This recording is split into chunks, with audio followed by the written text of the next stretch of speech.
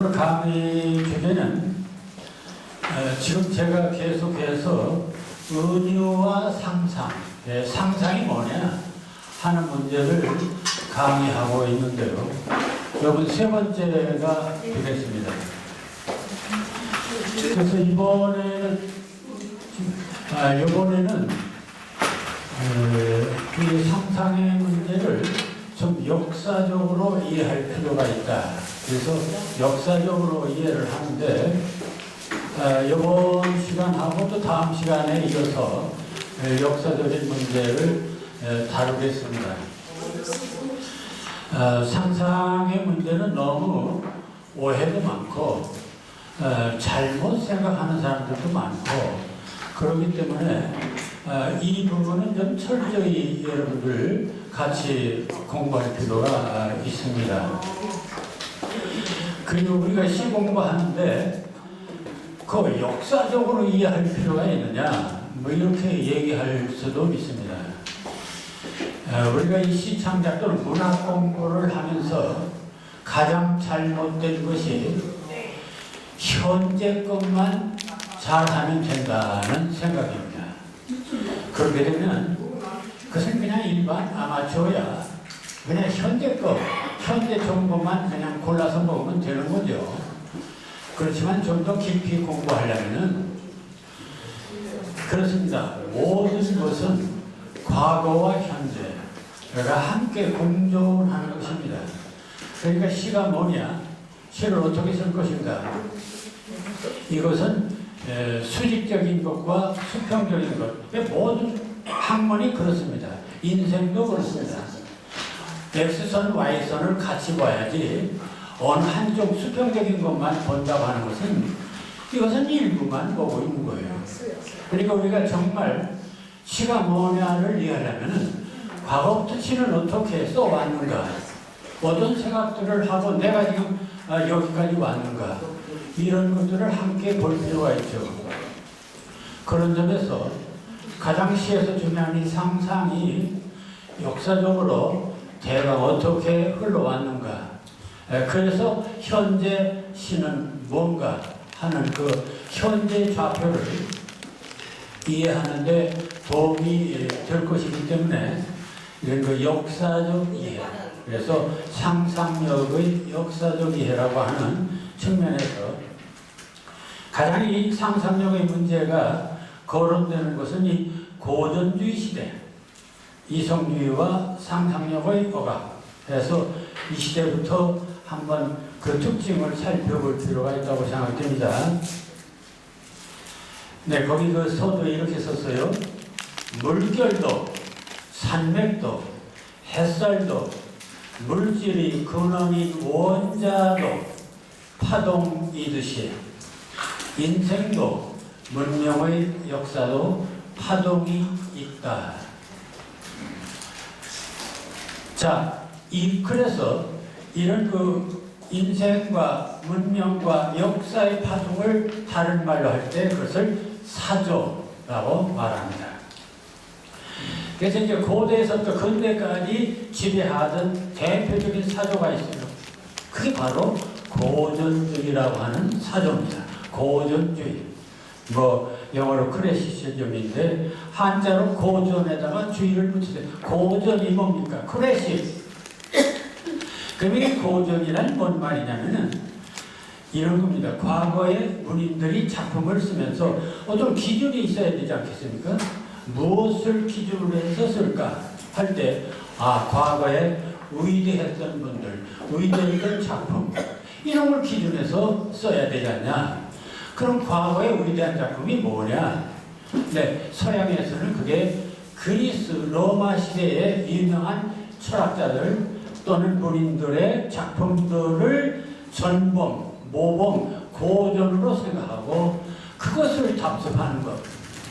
그게 바로 고전입니다. 그럼 동양에서는 뭡니까? 동양의 고전이 뭐요? 사서삼경. 그래서 사서삼경이 바로 특히 이 한자문화권에서는 하나의 고전이죠. 그게 바로 기준이었어요.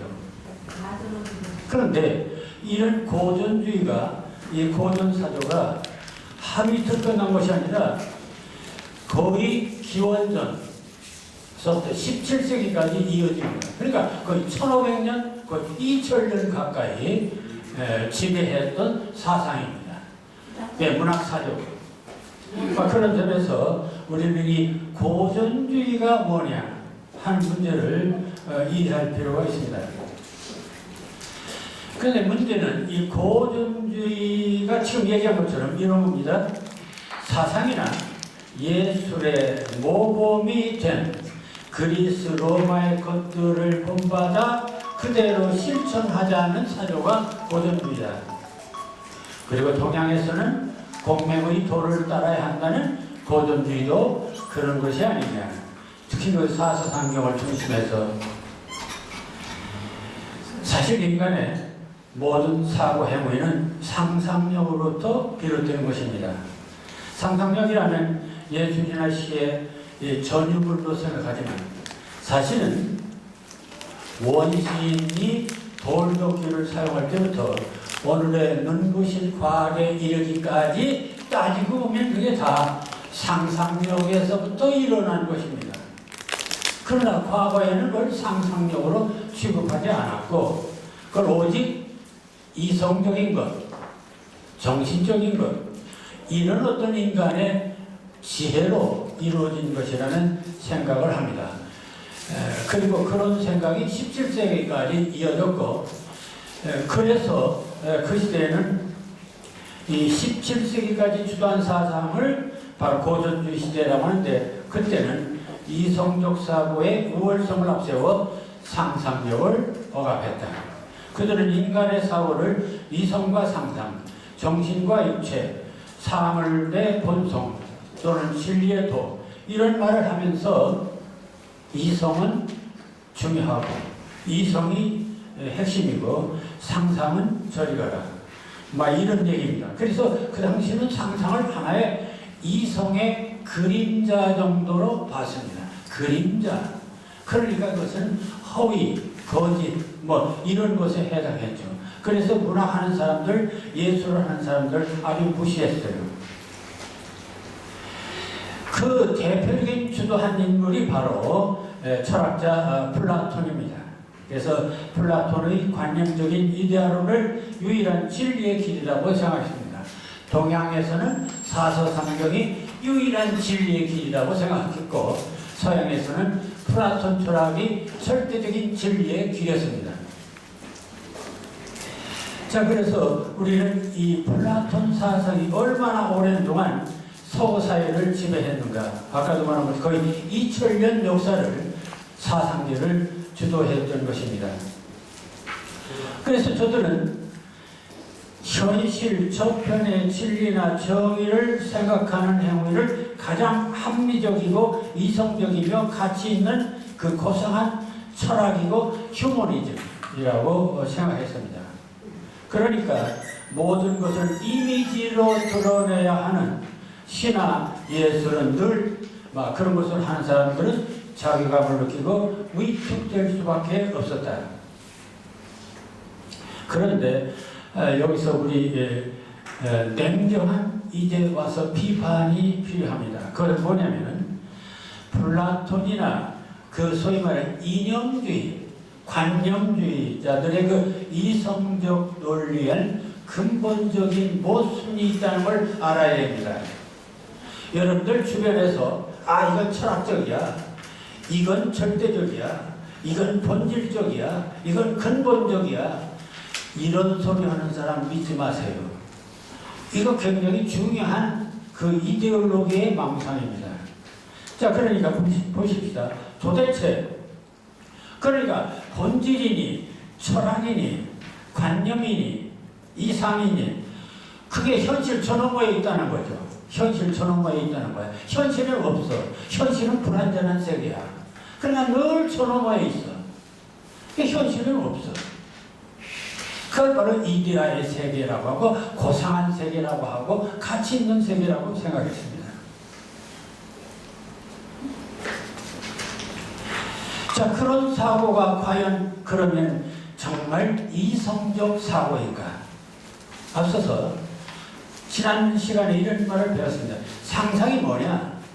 상상이란 사전적인 의미는 아직 일어나지 않은 일이나 존재하지 않은 대상을 머릿속으로 그려보는 것이라 했습니다. 그 얘기는 현실에 없는 것을 그려보는 거예요. 그럼 이데아라는 것이 현실에 없는 것을 망상하는 것이나 현실을 그려보는 거나 그 다 현실에 없는 거죠. 그렇다면 그걸 이성적 판단이라고 말할 수 있는 것인가? 아니다. 솔직히 말하면 그 상상이야 그거. 상상인데 자기들은 그런 본질이나 또는 진리나 도나 이런 걸 앞세우면 그게 이성적인 거라는 생각을 하고 있었던 거예요. 안 그렇습니까?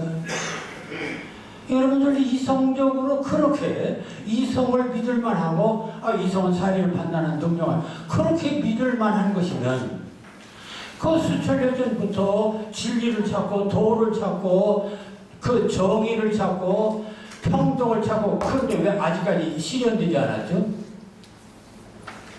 그거 다 꿈이에요. 이상입니다. 그렇기 때문에 사실은 그래서 그것을 이데알리즘, 아이디얼리즘입니다. 이상주의예요, 그것도.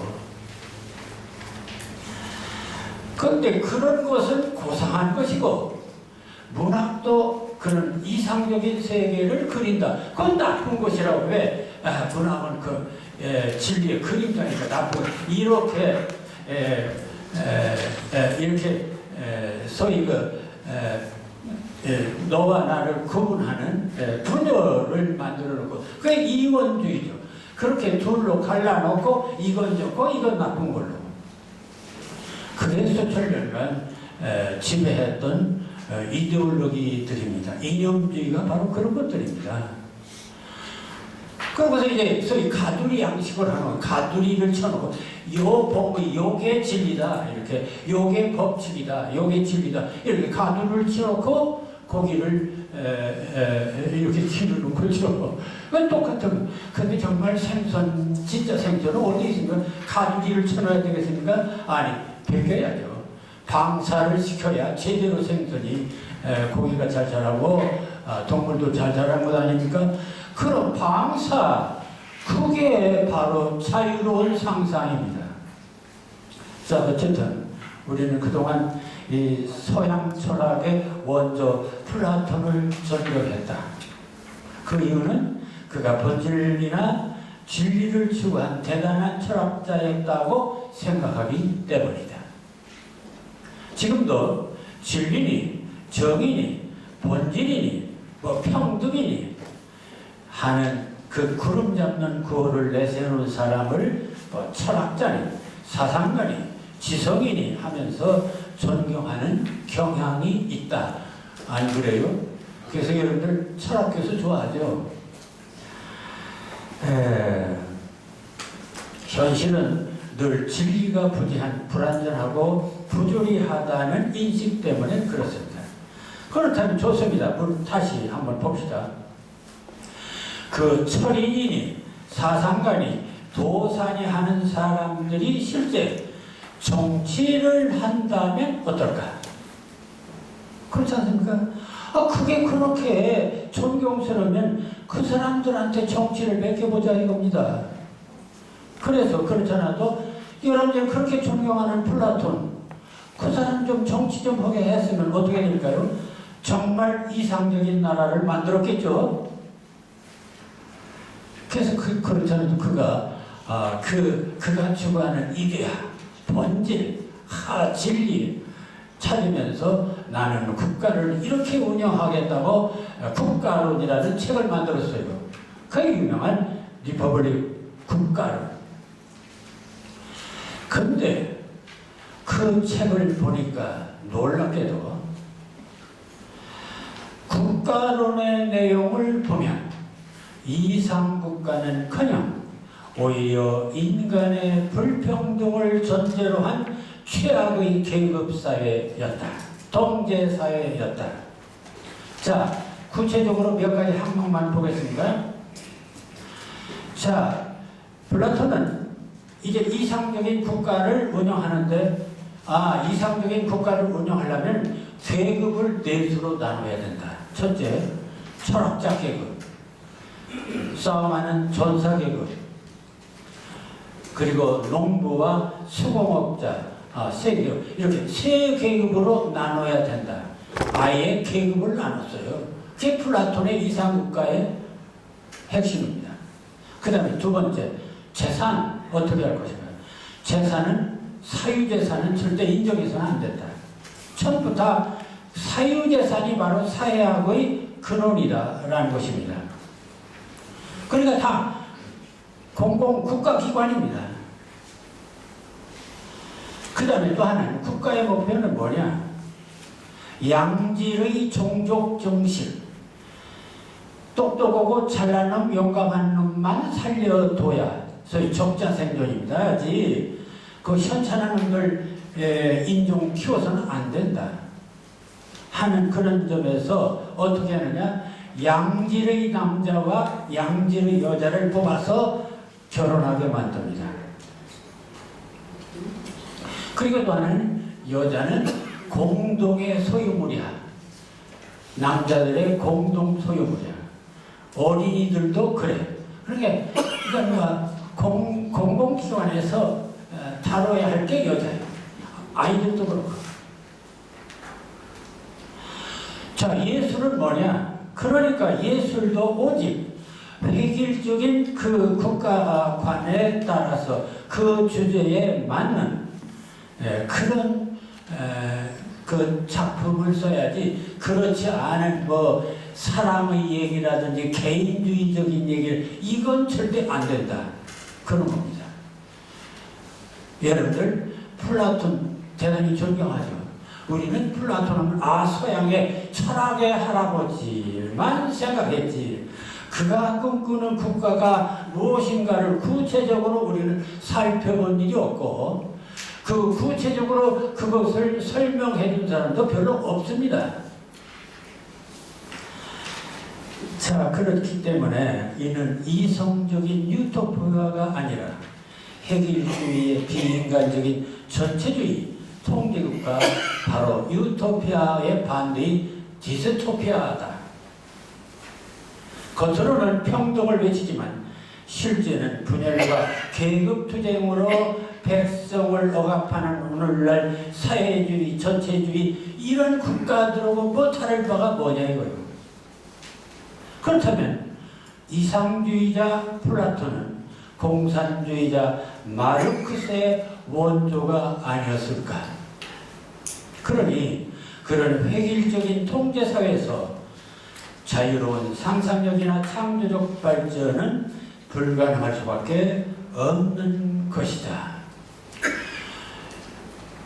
우리는 고전주의를 대단히 높이 평가하고, 그리스 로마의 유명한 소크라테스, 플라톤, 위대한 철학자, 그래서 그걸 존경하려고 하는데, 실제 그들이 현실 속에서 실현하려고 했던 사회는 사실은 통제국가였고 공산주의 국가와 똑같은 것이었습니다. 그러니까 오늘날 막시즘이 따지면 거기서 나온 거예요. 자, 그렇다면 좋습니다. 플라톤은 그렇고, 그럼 우리가 시학의 할아버지는 그 당시 유명한 아리스토텔레스가 있습니다. 아리스토텔레스는 바로 시학이라는 책을 냈고, 그래서 아주 이 시, 우리가 현재 시를 공부하는데 이 시학의 원조예요. 그럼 이 원조였던 아리스토텔레스는 시를 어떻게 생각했을까? 그리고 그의 사상은 뭐였을까? 자, 아리스토텔레스는 플라톤이 진리나 이데아는 현실 저편에 있다고 했는데, 그는 현실 세계, 바로 자연의 진리가 있다고 봤습니다. 자연. 그래, 현실 저편이 아니라 자연의 진리가 있다. 다시 말하면 자연이 바로 진리다. 그러니까 자연을, 여러분들 시는 자연의 모방이다, 그런 소리 들어봤죠? 이게 아주 시학의 출발입니다. 문학의 출발. 그래서 지금도 우리는 시공간은 자연의 모방이다. 이거 굉장히 좋아합니다. 네, 좋은 교훈임에 틀림없습니다. 그런데 아리스토텔레스는 한 발짝 더 나가서 왜 자연을 모방해야 하느냐? 자연 속에는 말이에요, 바로 질서와 조화가 있다. 그러니까 자연이야말로, 그래 천지운행을 하는 이 자연 질서야말로 그게 바로 진리다. 그러니까 자연을 모방한다고 하는 것은 진리를 모방하는 것이다. 그러니까 문학은 무엇이다? 문학도 자연에게 진리를 모방해야 된다. 그렇게 말하고 있습니다. 그러니까 작품은 질서가 중요하다는 것입니다. 그 다른 말로 하면 제도, 규칙이 중요하다는 얘기입니다. 그래서 아리스토텔레스 규칙을 만들었어요. 플라톤이 국가론이라고 하는 정치론을 만들었듯이 아리스토텔레스도 문학의 규칙을 만들었어요. 그 규칙이 뭐냐? 첫째, 고전주의 문학의 율법, 즉 규칙의 핵심은 자연은 보편성과 불변성의 표본, 이성과 판단을 중시하는 합리주의이기 때문에, 그러니까 자연이야말로 보편적인 질서가 있는 그런 진리의 표본이다. 그러니까 문학은 이렇게 써야 된다. 그것을 따르는데 구체적으로 뭐냐? 첫째, 희곡을 쓸 때는 말이야. 희곡. 그리스 때 유명한 비곡도 있고 희곡이 많습니다. 희곡을 쓸 때는 반드시 삼일치, 삼통일을 해야 된다. 그래, 희곡을 여러분들이 작품을 쓸 때는 세 가지 통일이 있어야 된다. 첫째, 시간의 통일, 장소의 통일, 행동의 통일이 있어야 된다. 그럼 여러분들 시간 하면은, 그 사람 봄이면 봄, 하룻밤이면 하룻밤, 그 하룻밤에 일어난 것, 장소도 한 장소, 네, 내용도 하나의 똑같은 스토리. 그 얼마나 단순한 얘기가 되겠습니까? 장소를 이동하면 안 됩니까? 시간을 이동하면 안 됩니까? 그런데 거기서는 안 돼요. 그리고 그게 거의 2000년간 이어온 문학의 한 방법입니다. 창작 방법이었어요. 그 다음에 두 번째 중요한 것은 적합성입니다. 조화, 어울림, 데코림이라고 그러는데, 인간의 언어, 태도라든지 모든 것들이 잘 어울려야 된다. 도덕적이어야 되고, 인격적이어야 되고, 이런 것도 다 포함한 것이죠. 그 다음에 처음과 중간과 끝이 아주 적절하게 잘 맞아떨어져야 된다. 이렇게 다 이런 거 적합성입니다. 그 다음에 세 번째는 도덕성이 있어야 된다.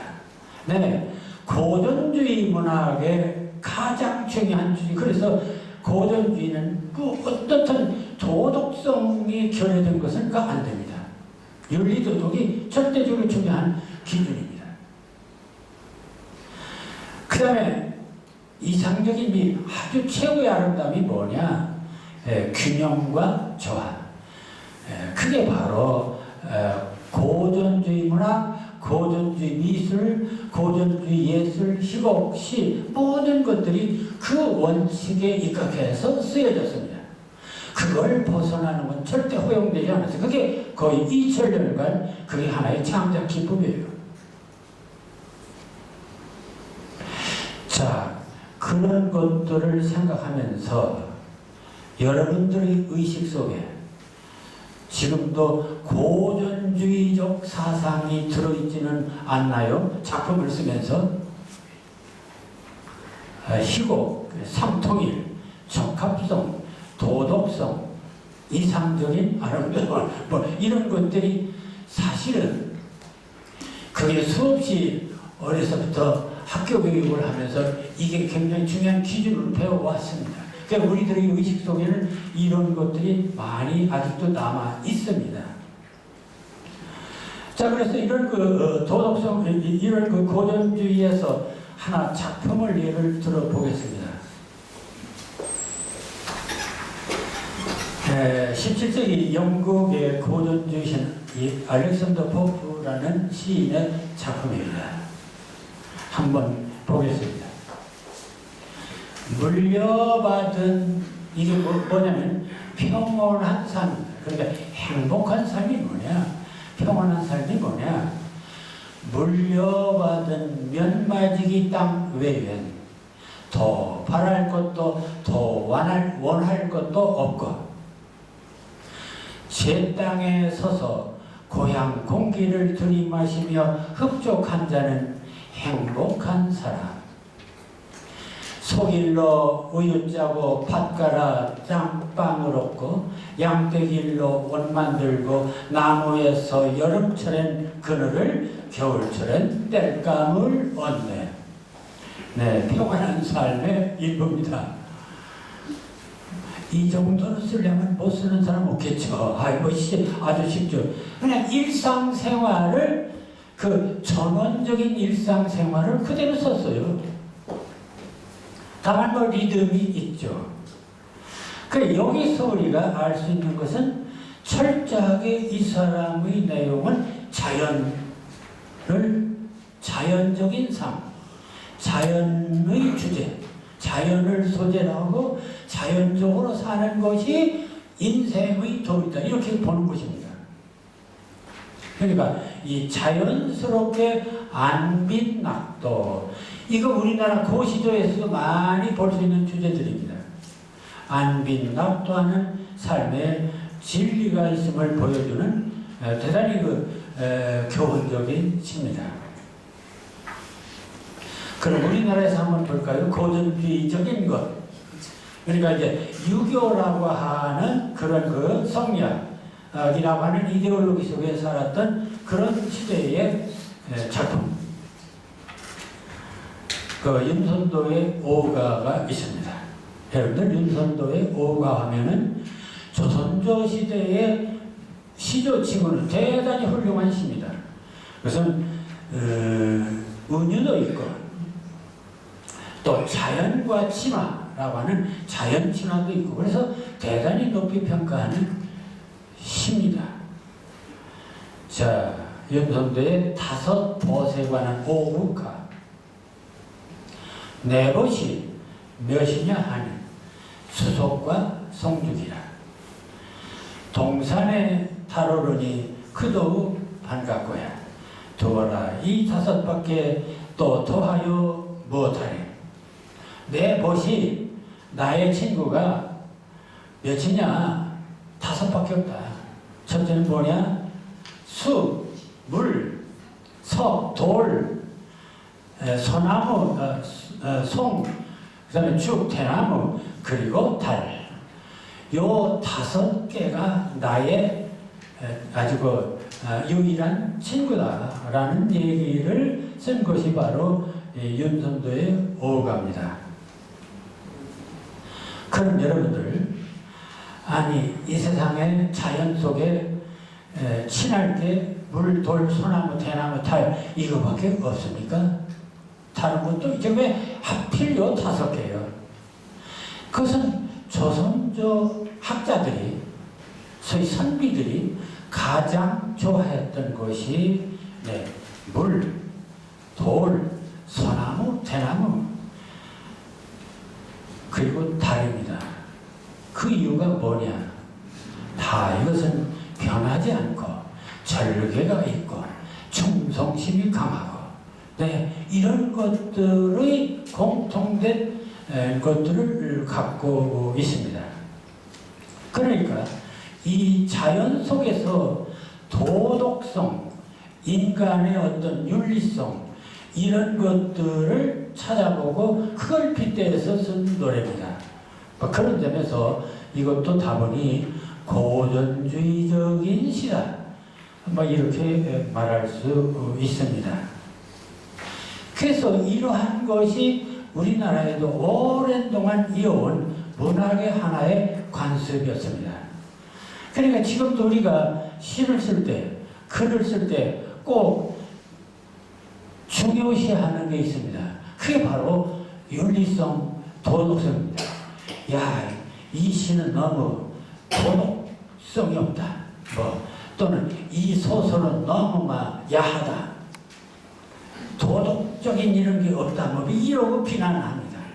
늘 그 도덕적인 기준, 그 고전주의적 기준을 가지고 작품을 평가하려고 합니다. 그러니까 과거의 그런 그 도덕적인 기준, 어떤 규칙, 그거에 맞대가지고 거기에 맞지 않으면 이거 아니다. 어떤 사회주의 이데올로기 그 원칙에 맞지 않으면 이거 아니다. 민중 이데올로기에 맞지 않으면 이거 아니다. 이게 바로 다 고전주의적 발상입니다. 그리고 그런 속에서는 발전을 못해요. 그냥 똑같아요. 획일적이죠. 그러니까 조선조 시조들을 전부 다 들춰보면 거의 다 주제가 비슷해요. 지금 사회주의 국가들의 작품들 보세요. 주제가 다 동일합니다. 이게 바로 획일주의 사회가 갖는 비극이고 그게 고전주의, 통제사회가 갖는 비극입니다. 그러니까 우리가 요게 진리다. 요게 정의다. 이렇게 딱 가두리를 쳐놓고 그 안에서 살아야 된다고 하는 이런 발상. 이게 고전주의 발상의 대단히 큰 맹점이죠. 그리고 그런 속에서는 자유로운 상상, 발전이 있을 수가 없습니다. 자, 그래서 이상 고전주의에서 확인할 수 있는 것은 개개인의 자유로운 상상력을 억압하는 획일주의 통제사에서는 정치, 제도, 문화, 예술도 다 다양하게 발전하지 못한다는 것이다. 서양에서 고전주의가 주도하던 봉건 왕정시대를 그래서 우리는 암흑기로 규정하는 것도 바로 그런 이유에서다. 우리의 경우도 유교라는 이데올로기가 지배하던 조선조도 그렇다. 정치, 제도 역시 폐쇄적이고 문화의 형식이나 주제도 획일적이다. 그것이 바로 고전주의가 갖는 한계고 어떤 테두리를 정해놓고 작품을 쓰려고 하는 모든 이데올로기 문학의 한계다. 그런 점입니다. 이런 점에서 우리는 고전주의에 대한 새로운 이해가 필요할 것 같습니다.